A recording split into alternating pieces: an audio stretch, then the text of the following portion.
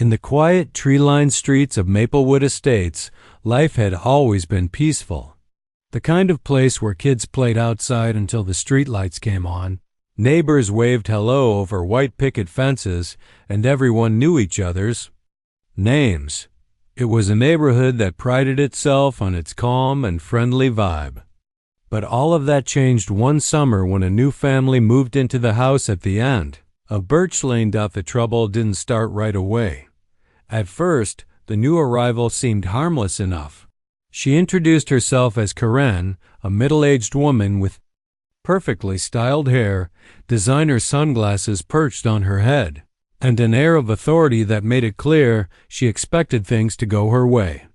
Within days of moving in, Karen joined the Homeowners Association (HOA) board, a move that raised eyebrows among longtime residents who weren't exactly eager for fresh faces in leadership roles. Karen quickly earned a reputation around the block. Some called her bossy. Others said she was overly involved. Whatever you wanted to call it, there was no denying that Karen liked being in charge. She sent out frequent emails reminding everyone about HOA rules. No parking on the grass. Holiday decorations must be taken down by January 15th, and absolutely no loud music after 9 p.m. Most people rolled their eyes but followed along because, well, what else could they do? But soon, something else started to catch people's attention, something far more unsettling than Karen's nitpicking emails. It was her car. A sleek, shiny red Tesla Model 3 that sat proudly in her driveway like a trophy.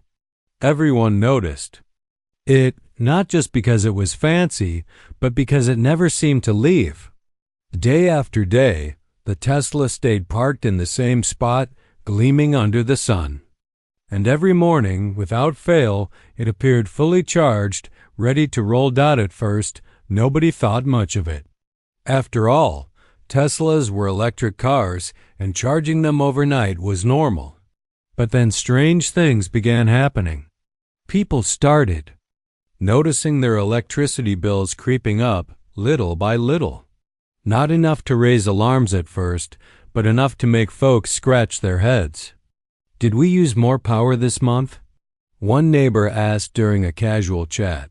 Another mentioned seeing their bill spike unexpectedly too. Coincidence?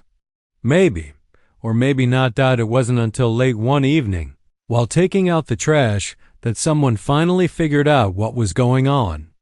This person happened to glance toward Karen's yard and spotted something unusual, a long extension cord snaking its way from her garage to the communal power outlet near the sidewalk.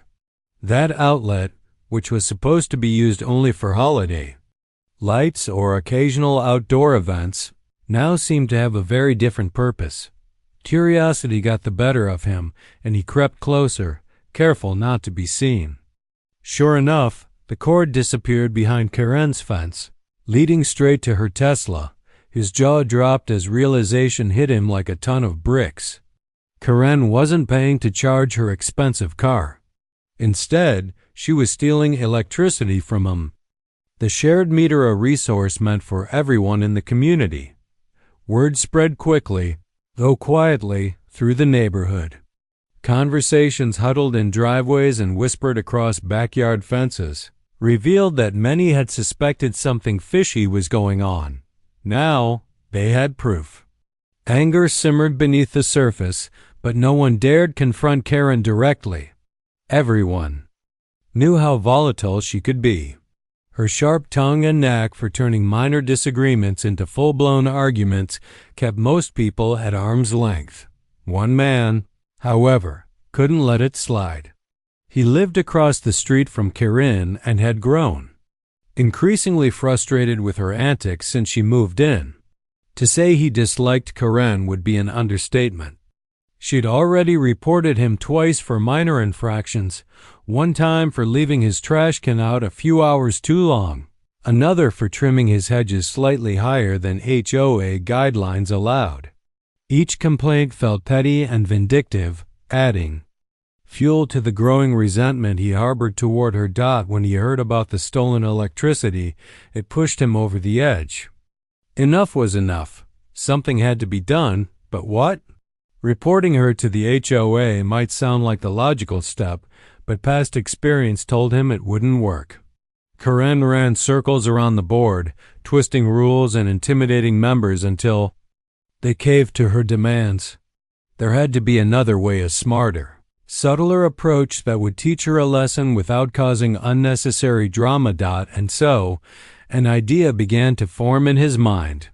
An idea born out of frustration, ingenuity, and maybe just a touch of mischief. Little did Karen know, her days of freeloading off the neighborhood were numbered. The man across the street, let's call him the neighbor, wasn't someone who acted on impulse. He was the kind of person who thought things through, weighed the pros and cons, and always tried to find a solution that made sense.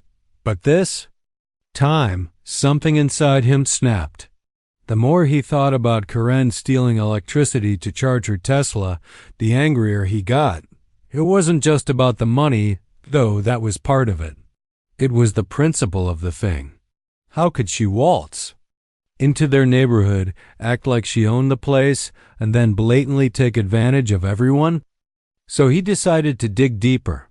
If he was going to prove what Karen was doing, he needed solid evidence. No half-baked accusations or hearsay, just cold, hard facts. That's when he came up with a plan. Every night for the next week, he stayed up late, watching Karen's house from his living room window. At first, nothing seemed unusual. Her lights would go off around 10 p.m., and everything appeared quiet. But one night, just as the clock struck midnight, he saw movement in her backyard. Peering through the blinds, he noticed Karen stepping outside in her robe and slippers. She carried an extension cord in one hand and moved cautiously, glancing around as if making sure no one was watching.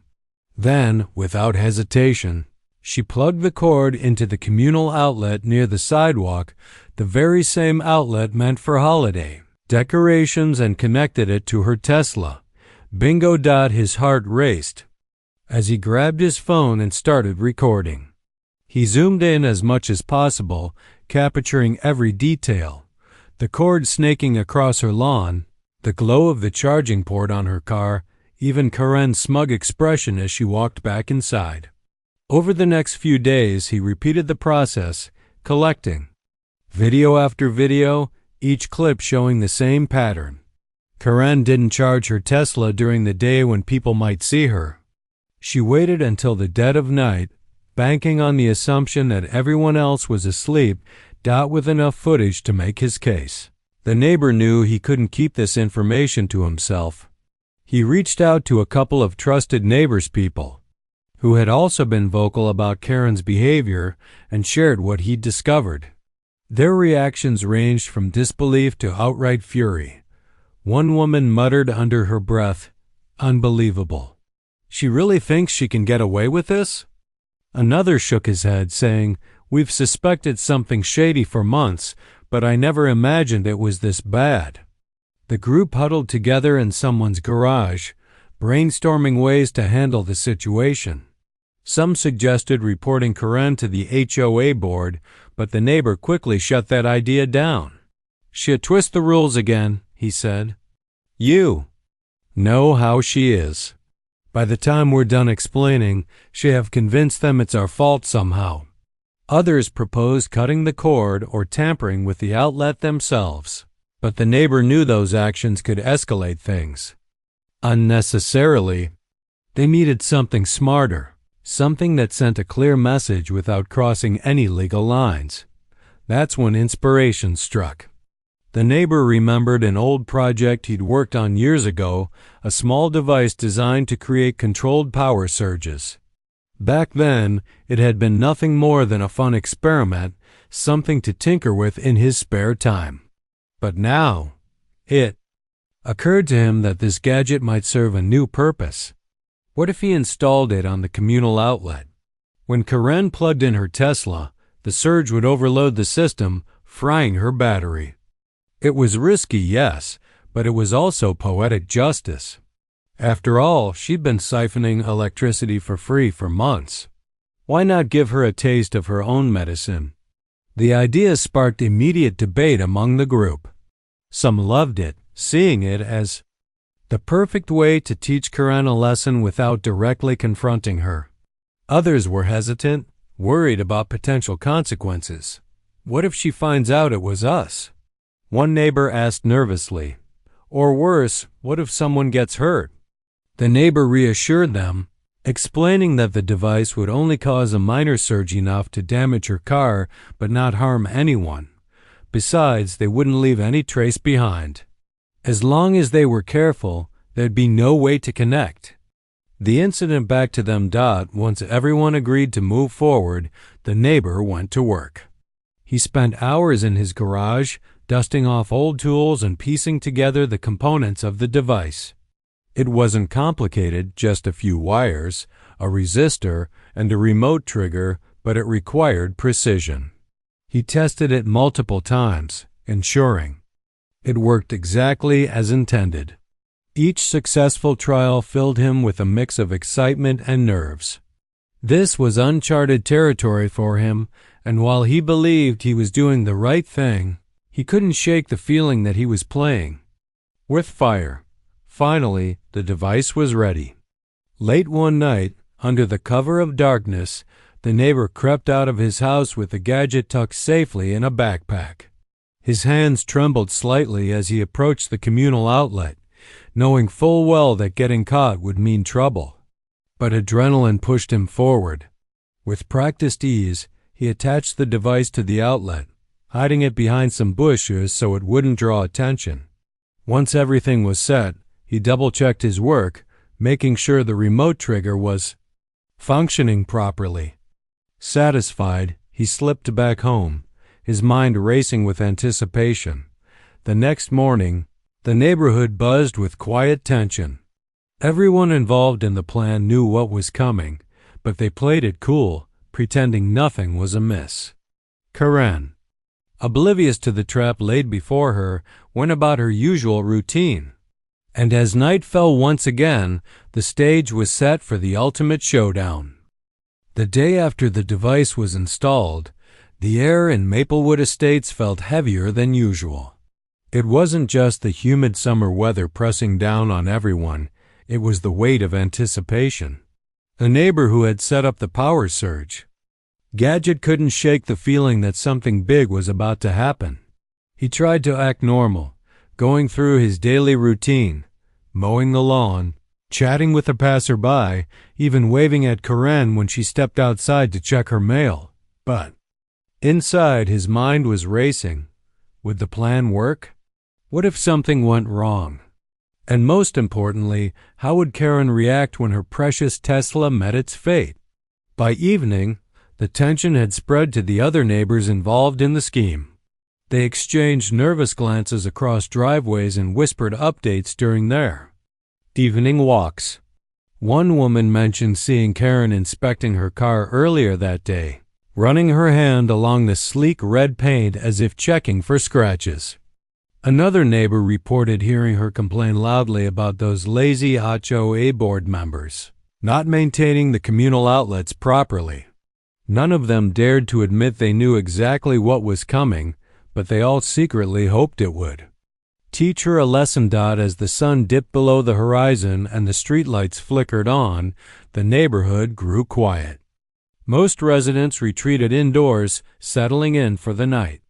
But the neighbor with the remote trigger stayed wide awake, stationed near his living room window where he had a perfect view of Karen's house. His phone lay on the table beside him, ready to record whatever happened next. Every creak of the floorboards, every rustle of leaves outside made him jump. He told himself to stay calm, but his heart pounded so loudly he was sure the whole block could hear it. Around 11 p.m., just as he was starting to wonder if Karen had skipped her nightly ritual, he saw movement. Through the gap in his curtains, he spotted her stepping out onto her porch. She wore the same robe and slippers from the other night, clutching the extension cord like it was second nature. For a moment, he almost felt sorry for her.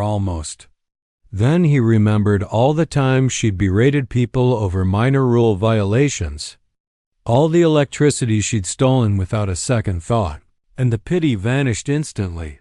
Karen moved quickly, glancing around to ensure no one was watching. Satisfied that the coast was clear, she stretched the cord across her yard and plugged it into the communal outlet. The neighbor held his breath, his fingers hovering over the remote trigger. He waited a few seconds, letting her settle back inside before pressing the button.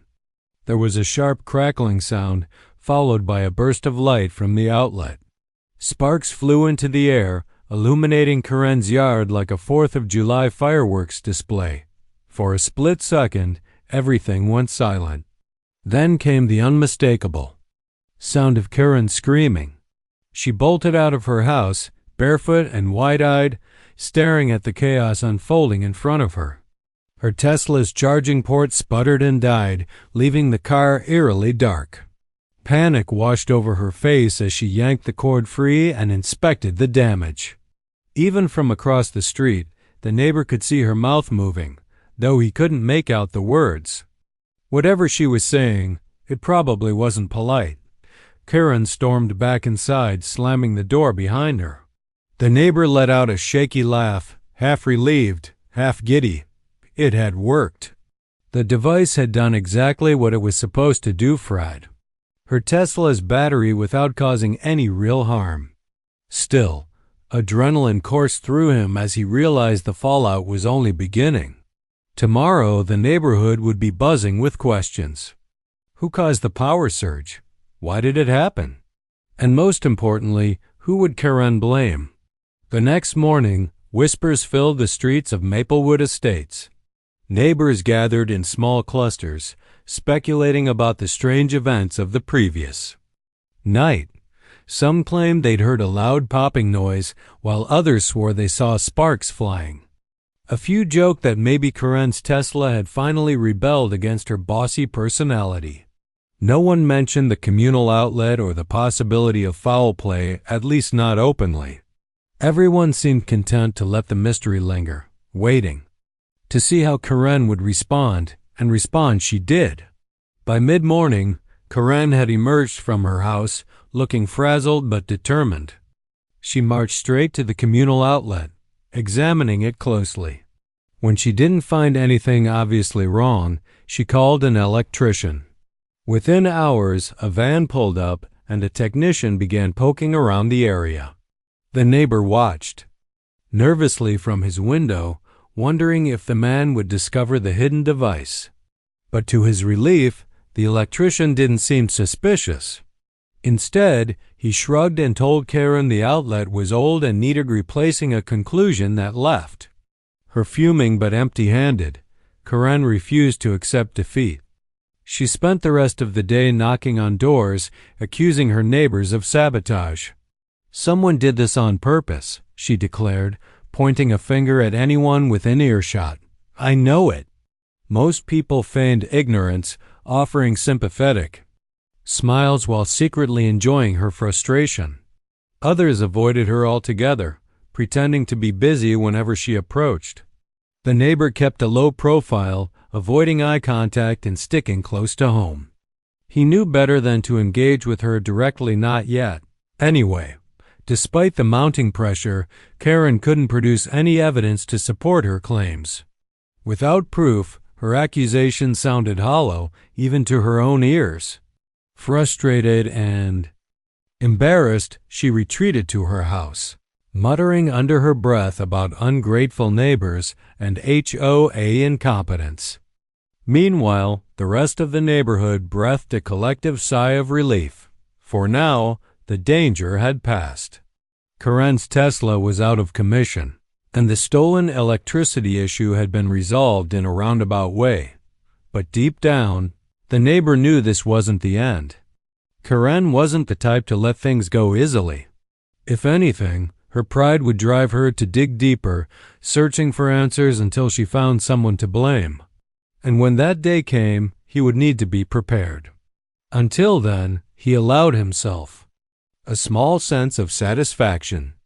Justice might not have been served in the traditional sense, but sometimes a little creativity went a long way. The days following the power surge incident were anything but ordinary in Maplewood Estates. The neighborhood, usually quiet and predictable, buzzed with a mix of curiosity, tension, and suppressed excitement. Karen, still reeling from the shock of her fried Tesla battery, wasn't about to let the matter drop. She had always been the type of person who thrived on drama, and now she had a mystery to solve, one that involved her prized possession and, more importantly, her pride. Every morning, Karen stormed out of her house like a detective on a mission. Clutching a clipboard and wearing oversized sunglasses, she inspected the communal outlet as if it held all the answers. She poked around the bushes, examined the wiring, and even questioned the electrician again when he returned to replace the pinjuve old outlet. But no matter how hard she looked, she couldn't find any evidence of tampering or anyone to blame.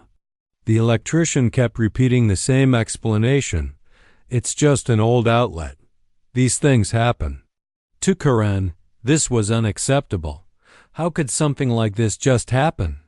In her mind, someone had deliberately targeted her. And if they thought they could get away with it, they were sorely mistaken. Determined to uncover the truth, she turned her attention to the neighbors. One by one, she began visiting their homes, armed with accusations and thinly veiled threats. Her first stop was the elderly couple 2 doors down. They were easy targets, polite, soft-spoken, and unlikely to argue back. Karen knocked on their door with such force that it startled them both. When they opened it, she launched into a tirade. "I know what you people are up to," she hissed, jabbing her finger in the air. "You've been sabotaging my property because you're jealous of me." The couple exchanged bewildered glances, unsure whether to laugh or call for help. After stammering a few denials, they managed to shut the door in her face. Leaving her fuming on their porch. Next, she paid a visit to the young family across the street. Their kids were playing outside when she arrived, and she wasted no time interrupting their game. "Your parents think they can mess with me?" she demanded, glaring at the children as if they were accomplices. The mom stepped outside, visibly annoyed, and told Karen to leave her kids alone. "We don't know anything about your car problems," she said firmly. "Maybe you should focus on fixing your own issues instead of blaming everyone else." Karen huffed and stomped away, muttering under her breath about disrespectful millennials. As word of Karen's interrogation spread, the neighborhood grew increasingly tense. People started avoiding her at all costs, ducking behind curtains or pretending to be busy whenever she approached. Some even parked their cars in driveways overnight to avoid drawing her suspicion. It became a game of cat and mouse, with Karen prowling the streets and everyone else trying to stay out of her path. But there was one person Karen hadn't confronted yet, the neighbor who had installed the power surge device. He knew it was only a matter of time before she came knocking on his door, so he prepared himself mentally for the inevitable showdown. Every creak of footsteps outside made him glance nervously toward the window, half expecting to see her standing there with her clipboard and accusatory glare. Yet, oddly enough, she didn't come. Not right away, anyway. Instead, Karen seemed to focus her energy elsewhere for now. She organized an emergency HOA meeting, insisting that the board investigate the electrical malfunction that had damaged her Tesla. At the meeting, she ranted for nearly an hour, pacing back and forth like a lawyer presenting a case. She accused the board of negligence, demanded compensation for the $15,000 repair bill, and even suggested installing security cameras around the communal area to catch the culprit. The board members listened politely but ultimately refused to take responsibility. As one of them pointed out, the outlet was intended for seasonal use only, not for charging luxury vehicles. Frustrated and humiliated, Karen left the meeting empty-handed. But rather than backing down, she doubled down on her efforts to find answers.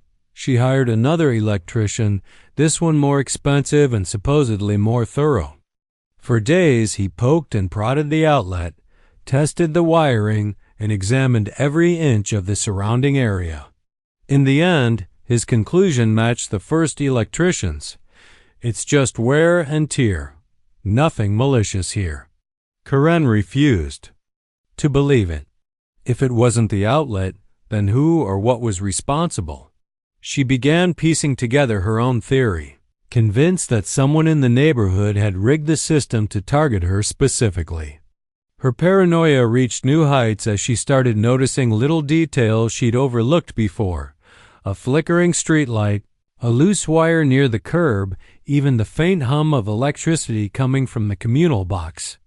To her, these were clues pointing to a larger conspiracy. To everyone else, they were just signs of aging infrastructure.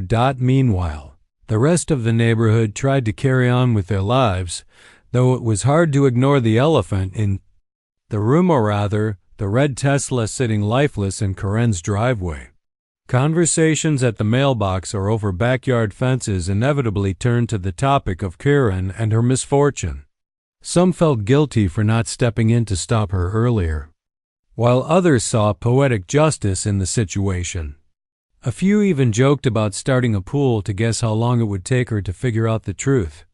The neighbor who had orchestrated the plan found himself caught between guilt and satisfaction. On one hand, he knew what he'd done wasn't entirely ethical. Creating a power surge, even a harmless one, skirted the line of acceptable behavior.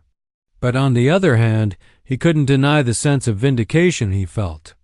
Karen had been stealing electricity for months, manipulating the HOA rules, and bullying her neighbors without remorse. Now, for the first time, she was experiencing the consequences of her actions. Was it fair? Maybe not. But it was certainly effective. Still, he couldn't shake the feeling that Karen wasn't done yet. She was too stubborn, too determined to let the matter go. Sooner or later, she would piece together enough information to point fingers, and when that happened, he needed to be ready. Until then, he resolved to lay low, keeping his head down and avoiding any unnecessary attention. After all, the last thing he wanted was to give her a reason to suspect him. As the days turned into weeks, life in Maplewood Estates slowly returned to its usual rhythm. Kids went back to riding bikes, neighbors resumed their evening chats, and the communal outlet remained untouched. The only reminder of the chaos was Karen's Tesla, still parked in her driveway, awaiting repairs. For now, peace had been restored, but everyone knew it was fragile. Karen's temper and determination meant trouble could resurface at any moment. And when it did, the neighborhood would once again hold its breath, waiting to see what happened next. Karen's relentless quest for answers didn't slow down even as weeks passed. If anything, her frustration only grew stronger with each dead end she hit. The more she dug into the mystery of her fried Tesla battery, the angrier and more desperate she became. Her once polished demeanor started to crack under the weight of her obsession, and it showed in ways that were hard to ignore. Neighbors noticed the dark circles under her eyes, the way she snapped at anyone who dared speak to her, and how she spent hours pacing in her driveway, like a caged animal. Her first major move came when she hired yet another electrician, this time one who specialized in high-end car charging systems. She figured if anyone could uncover evidence of foul play, it would be him. The guy arrived in a shiny van loaded with gadgets and tools, looking every bit the part of an expert. He spent an entire afternoon poking around the communal outlet, inspecting Karen's Tesla and running tests on both. At one point, he even crawled under her car to check the wiring. The whole neighborhood watched from their windows, half amused and half nervous about what he might discover. When the electrician finally emerged from beneath the car, his face was unreadable. Karen rushed over, practically vibrating with anticipation. "Well," she demanded, "did you find anything?" The man hesitated before speaking, choosing his words carefully. "Your battery is definitely fried," he said, holding up a diagnostic report. "But there's no sign of tampering or external interference. It looks like a standard electrical surge caused the damage." Karen's face turned bright red. "That's impossible," she shouted, throwing her hands in the air. "Someone did this on purpose, I know it." The electrician shrugged, clearly uncomfortable with the situation. "I'm just telling you what the data shows, ma'am. Sometimes surges happen naturally, especially with older outlets or faulty wiring." Karen wasn't buying it. She dismissed him with a wave of her hand and stormed back inside, slamming the door so hard the windows shook. The electrician packed up his gear and left without another word, leaving Karen alone with her fury. For the rest of the day, she paced in her living room, muttering to herself and occasionally yelling at her reflection in the mirror. To anyone watching, it was clear she was losing her grip on reality. But Karen wasn't ready to give up, not by a long shot. She decided to take matters into her own hands, convinced that the truth was hiding somewhere in plain sight. That evening she gathered supplies from her garage, flashlights, extension cords, and a multimeter she'd borrowed from a neighbor without asking.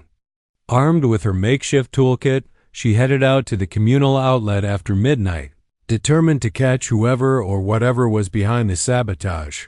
Unbeknownst to Karen, the neighbor across the street was keeping tabs on her movements. From his window, he watched as she fiddled with the outlet, shining her flashlight into every nook and cranny. Part of him felt guilty seeing her struggle like this, but another part couldn't help but chuckle at the absurdity of the scene. Here was Karen, queen of the HOA, reduced to playing detective in her bathrobe while the entire neighborhood slept peacefully. Karen worked tirelessly through the night, checking and rechecking the wiring, testing voltage levels, and jotting notes in a notebook. By sunrise, she looked utterly exhausted, but also triumphant. She had found something, or at least she thought she had. The next morning, Karen called another emergency HOA meeting. This time, she brought visual aids, photos of the outlet, graphs showing voltage fluctuations, and a detailed timeline of events leading up to the power surge. "This proves it," she declared, slapping her evidence onto the table. "There's no way this surge happened naturally. Someone rigged the system to target me specifically." The board members exchanged skeptical glances. One of them leaned forward and asked, "And do you have proof of this rigging?" Karen faltered for a moment, realizing her case wasn't as airtight as she'd hoped. "Not yet," she admitted grudgingly. "But I'm close, very close." Her lack of concrete evidence didn't deter her, though. Over the next few days, she launched a full-blown investigation, treating the neighborhood like a crime scene. She questioned everyone repeatedly, often waking them up early in the morning or knocking on their doors late at night. No one was safe from her interrogations, not the elderly couple, not the young families, not even the quiet retiree who rarely left his house at one point. She even went so far as to accuse the local gardener of being involved. "You must have seen something," she insisted, cornering him as he trimmed hedges near the communal area. The poor man, bewildered by her accusations, simply shrugged and walked away, shaking his head. Despite her efforts, Karen's investigation yielded nothing but dead ends. The longer she searched, the more isolated she became. People stopped answering their doors when they saw her coming, avoided eye contact during chance encounters, and whispered sarcastic comments behind her back. The neighbor who had installed the power surge device found himself biting his tongue to keep from laughing whenever he overheard these conversations. It was almost comical how quickly Karen had gone from ruling the neighborhood to becoming its biggest pariah. Yet, Amidst all the chaos, a strange sense of camaraderie began to emerge among the other residents.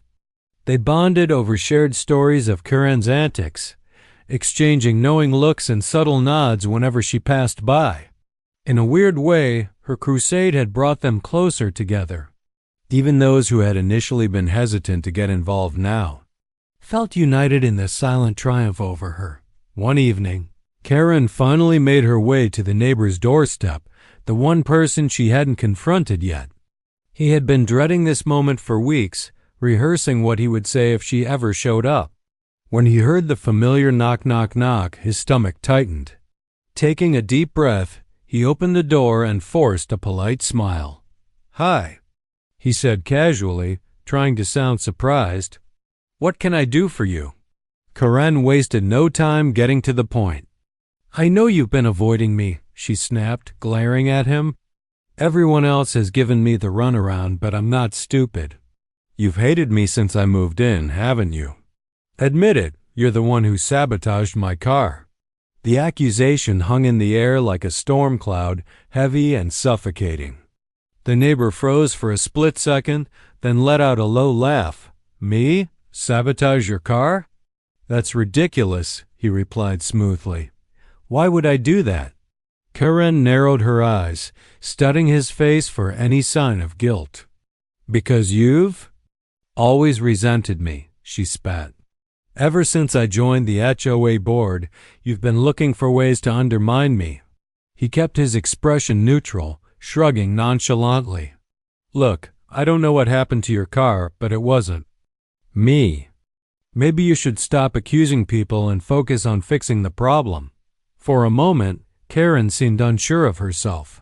She opened her mouth to argue, then closed it again, unable to counter his calm logic. Without another word, she turned on her heel and marched back to her house. Leaving him standing in the doorway as soon as she was gone, he exhaled sharply, leaning against the doorframe. That had been too close. But he knew Karen wasn't done yet. She wouldn't rest until she found someone to blame, and he couldn't afford to slip up. For now, though, he allowed himself a small smile. Justice, or whatever you wanted to call it, had been served. And as far as he was concerned, Karen had gotten exactly what she deserved.